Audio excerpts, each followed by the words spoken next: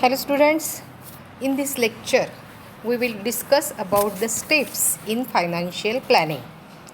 You better know the meaning of financial planning. Financial planning means the planning which is related to the financial matters of the organization. हे डिटेलमध्ये आपण discuss केलेलं आहे. Then today onwards or today itself we will discuss the steps in financial planning. So financial planning is essential or financial planning is important whether the business may be big or small.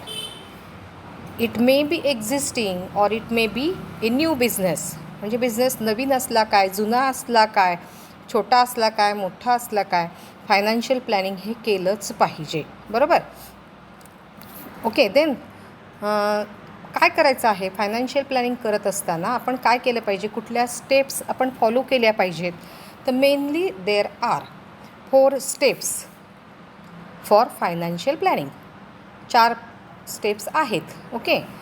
So first is establishing objective, second formulating financial policies, third forecasting, and last formulation of a procedure.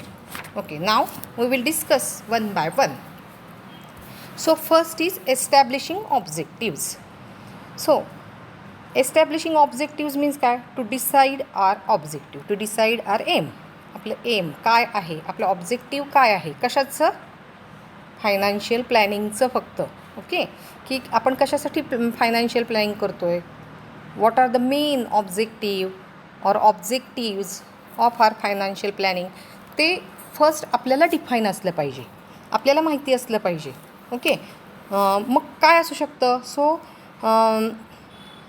You better know that our business is running or operating in a dynamic society. Society means समाज हा एकसारखा नसतो. वेगवेगळ्या स्तरातले लोक असतात, वेगवेगळ्या इंटरेस्टचे लोक असतात, डिफरंट चॉईस असतात, डिफरंट इन्कम ग्रुप असतात, डिफरंट एज ग्रुप असतात, डिफरंट लायकिंग असतात. ओके. आणि मग अशा ह्या डायनॅमिक सोसायटीमध्ये आपण आपला बिझनेस ऑपरेट करत असतो. आणि so for taking advantage of such type of society and economic condition is also vary, बदलत असते, चेंजिंग असते, बूम असतं, रिसेशन असतं, तेजी असते, मंदी असते. बरोबर. आणि मग काय सिच्युएशन आहे मार्केटमध्ये ती कन्सिडर करून आपण काय केलं पाहिजे, फायनान्शियल प्लॅनिंग आपलं केलं पाहिजे. So financial objective of any business enterprise to use of capital in whatever proportion necessary to increase productivity of remaining factors of production over the long run. काय आहे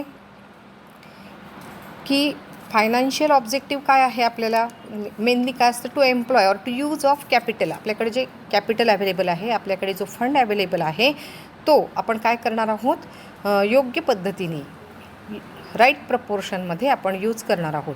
the long run goal of any firm is to use capital in correct proportion.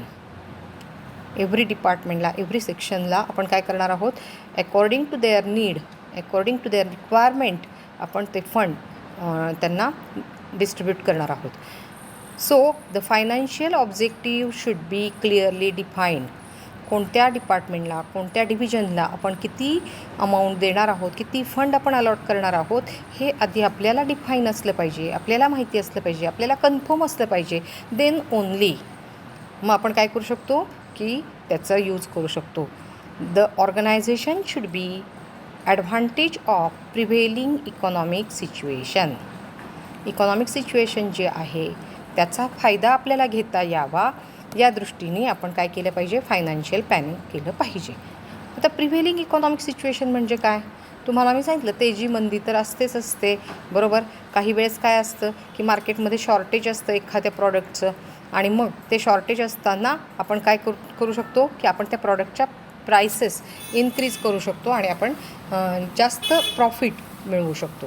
मग हे आपल्याला लक्षात येण्यासाठी आपलं financial objective हे काय असलं पाहिजे, आपल्याला माहिती असलं पाहिजे. So first step is to confirm, to define our financial objective.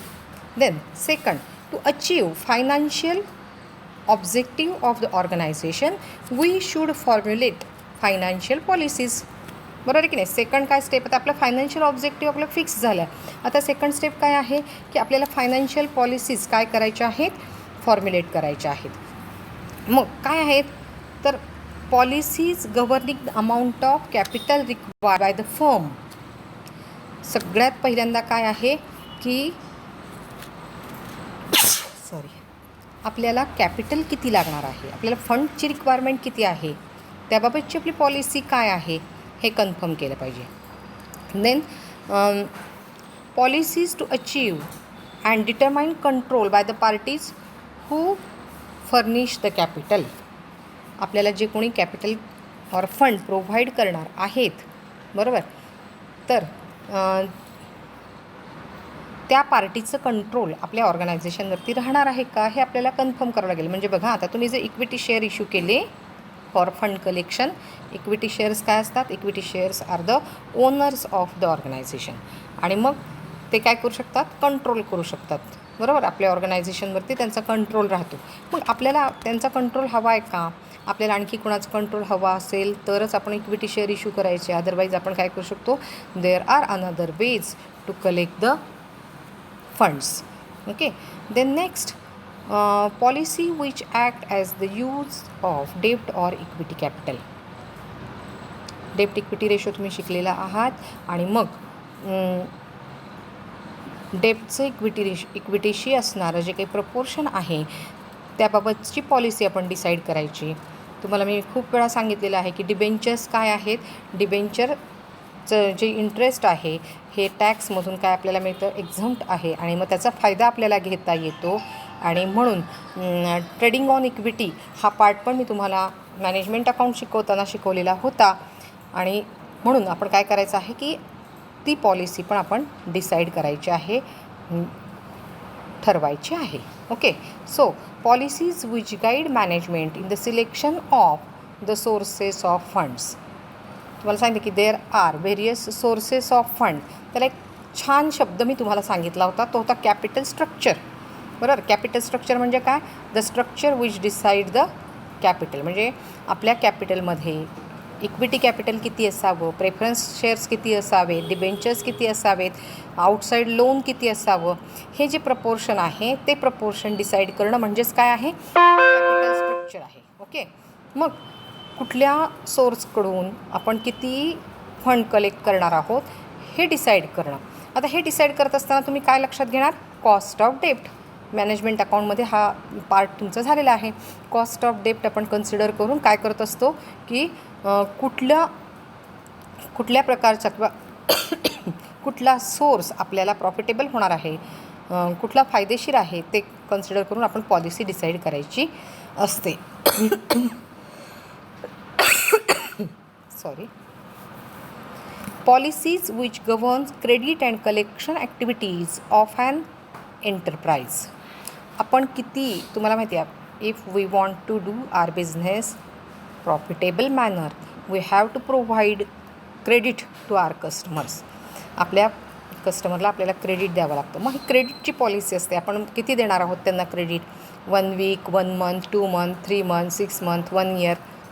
Okay, आणि देन कलेक्शन ॲक्टिव्हिटी आपण कसे करणार आहोत, त्याच्यावरती आपण काही इंटरेस्ट त्यांना आकारणार आहोत का, ह्या सगळ्या पॉलिसीज आपल्याला डिसाईड कराव्या लागतात. This should be clear cut plans of raising of required funds and their possible users. The current and future need for funds should be considered in the financial plans.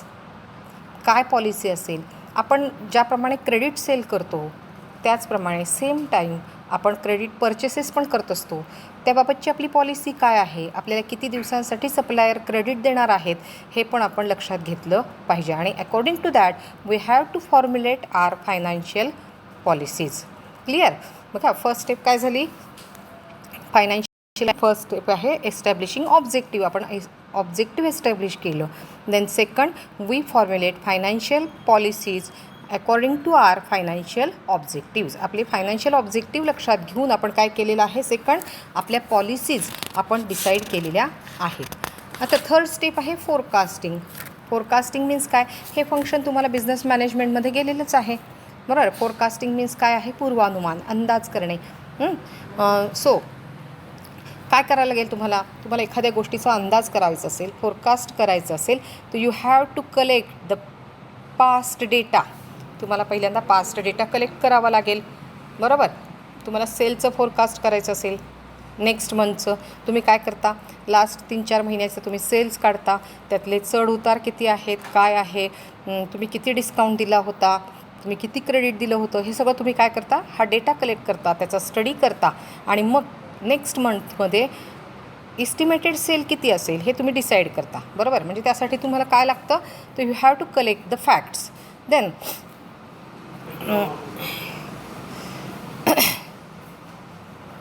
financial management is required to forecast the future in order to predict the variability of factors. काय काय variability येणार आहे, changes काय काय होऊ शकतात, ते तुम्हाला प्रेडिक्ट करावं लागतं. And this involve a thorough study of companies past performance. मी सांगितलं ना की लास्ट महिन्यामध्ये किंवा लास्ट 6 महिन्यामध्ये, 4 महिन्यामध्ये किती सेल झाला, कुठले कुठले प्रॉब्लेम आले, पैसे कुठे कमी पडले, या सगळ्या गोष्टीचा तुम्हाला तिथे अभ्यास करावा लागतो. This trends are projected into future and modified taking into account events or trends expected to occur in the future. आणि फ्युचरमध्ये काय आहे, कुठला एखादा मोठा सण आहे का, मोठा समारंभ आहे का की ज्याच्यामुळे आपला सेल वाढणार आहे किंवा कमी होणार आहे, यासारख्या काही घटना आहेत का, किंवा एखादे इलेक्शन आहेत का, पॉलिटिकल काही इव्हेंट होणार आहेत का, हे लक्षात घेऊन तुम्हाला काय करावं लागतं की फोरकास्टिंग करावं लागतं आणि अकॉर्डिंग टू दॅट तुम्हाला फायनान्शियल प्लॅनिंग करावं लागतं. आणि लास्ट आहे फॉर्म्युलेशन ऑफ प्रोसिजर. आता ही जी सगळी आपण पॉलिसी, म्हणजे फर्स्ट आपण काय केलं होतं, काय ऑब्जेक्टिव्ह एस्टॅब्लिश केलं, सेकंड काय केलं आपण, पॉलिसी फॉर्म्युलेट केली, थर्ड काय केलं आपण, फोरकास्टिंग केलं, अंदाज केला, आणि आता लास्ट काय आहे, फॉर्म्युलेशन ऑफ प्रोसिजर्स. मग आता ह्या प्रोसिजरमध्ये काय आहे की हे जे सगळं प्लॅनिंग केलेलं आहे that should be executed in proper manner, executed in proper manner. त्याचं प्रॉपर अंमलबजावणी झाली पाहिजे, म्हणजेच काय आहे, formulation of procedure. So in this step you should translate all your policies in detailed. काय करणार आहात तुम्ही, काय काय डिसाईड केलेलं आहे, त्याच्यासाठी तुम्हाला काय काय करावं लागणार आहे. समजा तुम्ही असं ठरवलं असेल की आता ह्या फंडसाठी आपल्याला बँकेकडून आपल्याला किंवा फायनान्शियल इन्स्टिट्यूशनकडून आपल्याला लोन घ्यायचं आहे, हे तुमची पॉलिसी तुम्ही ठरवलेली आहे. मग कुठल्या फायनान्शियल इन्स्टिट्यूशनकडे जायचं आहे, त्यांना कोणकोणते डॉक्युमेंटेशन लागणार आहे, त्यांनी काही मॉर्गेज मागितलं आहे का, त्याच्यासाठी काय पूर्वतयारी आहे, या सगळ्या गोष्टींचा विचार तुम्ही ह्या लास्ट स्टेपमध्ये करणार आहात. सो आणि if a policy is to raise a short term funds from banks the procedure should be laid to approach the lenders. बघा मी हे आत्ताच तुम्हाला सांगितलं. And the persons authorise to initiate such action. बँकेमध्ये जाऊन ते डॉक्युमेंटेशन कलेक्ट करणं, डॉक्युमेंट गोळा करणं, ते सबमिट करणं, ही प्रोसिजर या लास्ट स्टेपमध्ये सुरू होते. And keep in mind that financial planning is a work of top management. Top मॅनेजमेंटचं काम आहे की फायनान्शियल प्लॅनिंग करणं, आणि financial planning is a part of larger planning process in an organisation. सगळ्यात महत्त्वाचं काय असतं, पैसा.